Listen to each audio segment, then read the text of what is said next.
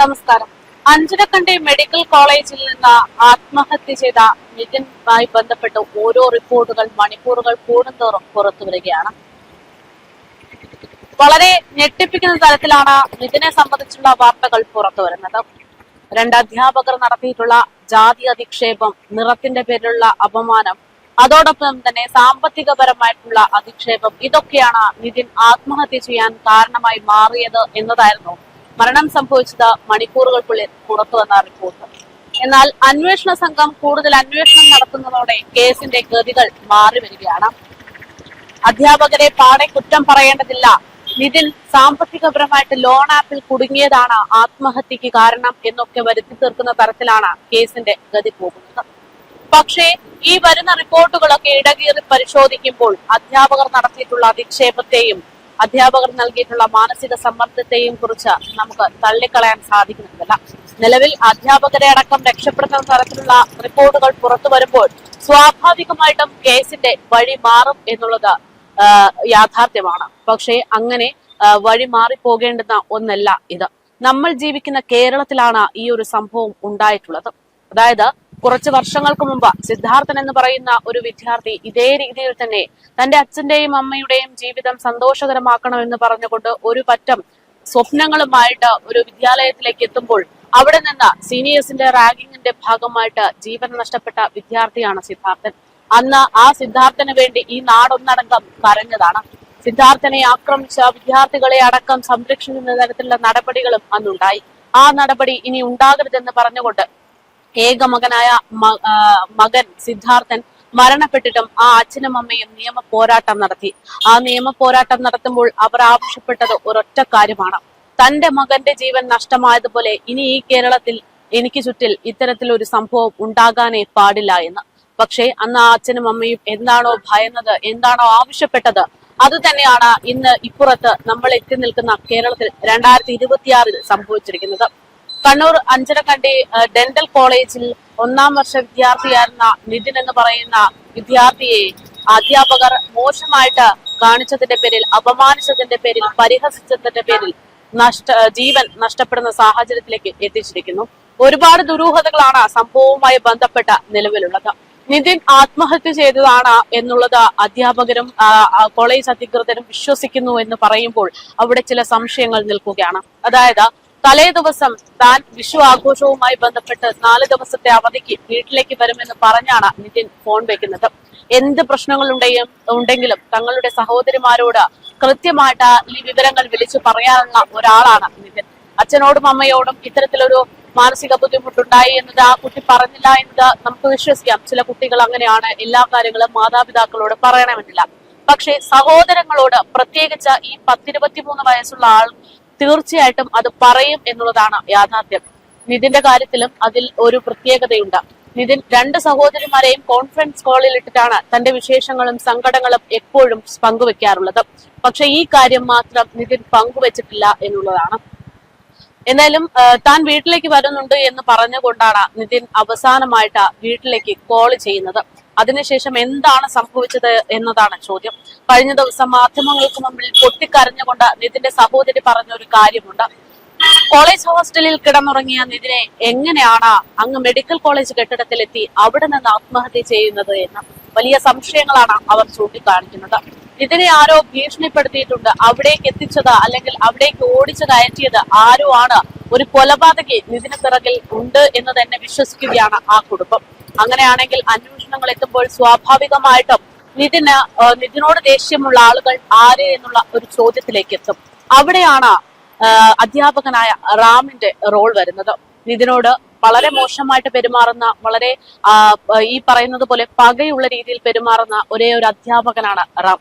ഇന്നിപ്പോൾ നമ്മൾ പ്രധാനമായിട്ടും കേൾക്കുന്ന 2 പേരുകളുണ്ട്: റാം, സംഗീത എന്നീ 2 പേരുകൾ. ഈ രണ്ടാമത്തെ പേര് സംഗീതയുടെ സാഹചര്യം മുതലെടുത്തുകൊണ്ടാണ് റാം കളിച്ചത് എന്ന് വേണമെങ്കിൽ പറയേണ്ടി വരും. ജാതി പറയായിരുന്നു റാമിന്റെ പ്രധാനപ്പെട്ട ഒരു പ്രശ്നം എന്നുള്ളതാണ്. ഇതിനെ മാത്രമല്ല ആ കോളേജിലെ എല്ലാ വിദ്യാർത്ഥികളെയും സമാന രീതിയിലാണ് റാം കൈകാര്യം ചെയ്തിരുന്നത് എന്നുള്ളതാണ് ഇപ്പോൾ പുറത്തു വരുന്ന റിപ്പോർട്ട്.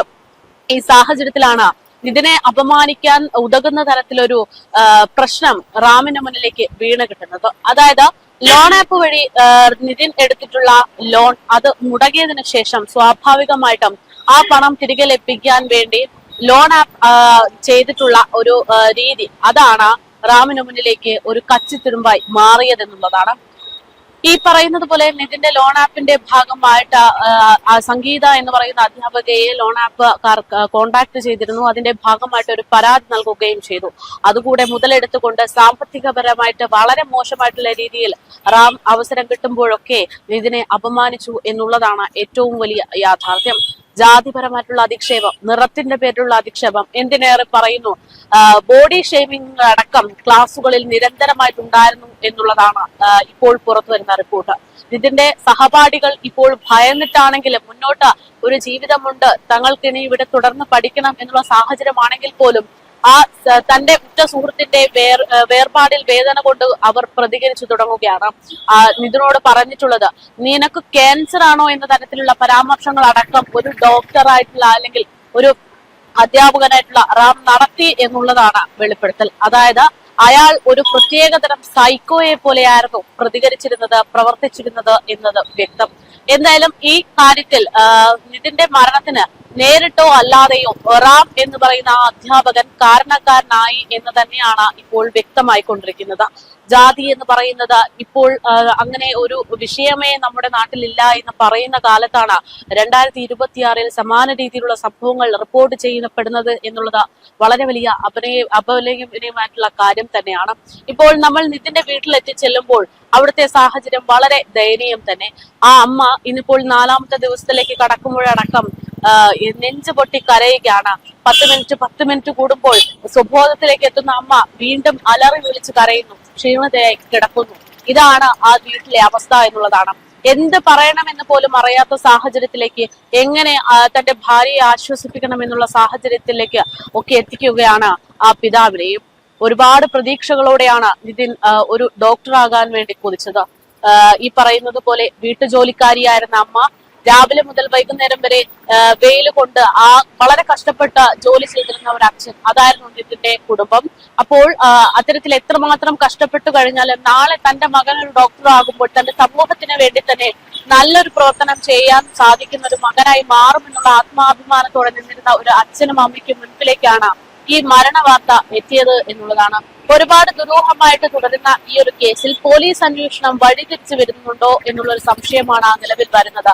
അതായത് ഈ കേസുമായി ബന്ധപ്പെട്ട പ്രധാനമായിട്ട് 3 കാര്യങ്ങളാണ്. ഒന്ന്, ആത്മഹത്യാ പ്രേരണ കുറ്റം. രണ്ടാമത്തേത് ലോൺ ആപ്പിന്റെ ഒരു സാന്നിധ്യം. മൂന്നാമത്തേത് അധ്യാപകർ ജാതീയപരമായിട്ടുള്ള അധിക്ഷേപങ്ങൾ അടക്കം നടത്തി എന്നുള്ള കാര്യമാണ്. ഇതിൽ തുടക്കത്തിൽ ജാതീയപരമായിട്ടുള്ള അധിക്ഷേപം ഒരു അധ്യാപകൻ നടത്തിയിട്ടുള്ള ഇത്തരത്തിലുള്ള മോശമായിട്ടുള്ള പ്രവർത്തനങ്ങൾ അത് ആയിരുന്നു കേന്ദ്രീകരിച്ചിരുന്നത് എങ്കിൽ ഇപ്പോൾ പോലീസ് അടക്കം പ്രധാനമായിട്ടും നിതിൻ എവിടുന്ന് ലോൺ എടുത്തു, ഈ ലോൺ എങ്ങനെ അടച്ചു എന്നതടക്കമുള്ള കാര്യങ്ങൾ അന്വേഷിക്കുന്നതിലേക്കാണ് ശ്രദ്ധ കേന്ദ്രീകരിക്കുന്നത്. സ്വാഭാവികമായിട്ടും വെറും ഒരു സസ്പെൻഷനിലൂടെ ഈ പറയുന്ന അധ്യാപകനെ സേഫ് ആക്കാനുള്ള പ്രവർത്തനങ്ങളാണോ മുന്നോട്ട് പോകുന്നത് എന്നുള്ളതാണ് ഇവിടെ അവശേഷിക്കുന്ന ചോദ്യം. എന്തായാലും കേരളം ഒന്നടങ്കം വളരെയധികം ആശങ്കയോടെയും വിയോജിപ്പുകളുടെയുമാണ് ഈ ഒരു കേസുമായി ബന്ധപ്പെട്ടുള്ള നടപടികൾ നോക്കിക്കാണുന്നത്. അധ്യാപകരെ സസ്പെൻഡ് ചെയ്തത് കൊണ്ട് എന്തുണ്ടാകുന്നു എന്നുള്ളത് സിദ്ധാർത്ഥന്റെ അമ്മയടക്കം കഴിഞ്ഞ ദിവസം ചോദിച്ചത് നമ്മൾ കേട്ടതാണ്. അതായത് മാധ്യമങ്ങളിൽ വാർത്തയായി അതൊന്ന് കെട്ടടങ്ങുന്നത് വരെയുള്ളൂ ഈ സസ്പെൻഷൻ. അത് കഴിഞ്ഞാൽ അവരുടെ ജോലിയും ശമ്പളവും ഒക്കെ സ്ഥിരമാണ്. അവിടെ അനാഥമാകുന്നത്, ഉത്തരം കിട്ടാതെ പോകുന്നത് ഇത്തരത്തിലുള്ള നിതിനെ പോലുള്ള ഒരുപാട് ജീവനുകളും നിതിനെ പോലുള്ള ഒരുപാട് പേരെ ആശ്രയിച്ചു അല്ലെങ്കിൽ അവരുടെ വിജയം പ്രതീക്ഷിച്ച് മുന്നോട്ട് ജീവിക്കാൻ ശ്രമിച്ചിരുന്ന അച്ഛന്റെയും അമ്മയുടെയും പോലുള്ള ഒരു കുടുംബത്തിന്റെയും അവസ്ഥകൾ തന്നെയാണ്. എന്തായാലും കേരളത്തെ ഒന്നടങ്കം ഞെട്ടിച്ച ഈ ഒരു കേസിൽ കേസ് അന്വേഷണം അട്ടിമറിക്കപ്പെടുകയാണോ എന്നുള്ള ചോദ്യമാണ് ഇപ്പോൾ പ്രധാനമായിട്ടും അവശേഷിക്കുന്നത്. ഇന്നിപ്പോൾ കണ്ണൂരിൽ നിന്നുള്ള പ്രത്യേക അന്വേഷണ സംഘമടക്കം നിതിന്റെ വീട്ടിലെത്തി സാഹചര്യങ്ങൾ വിലയിരുത്തിക്കൊണ്ടിരിക്കുകയാണ്.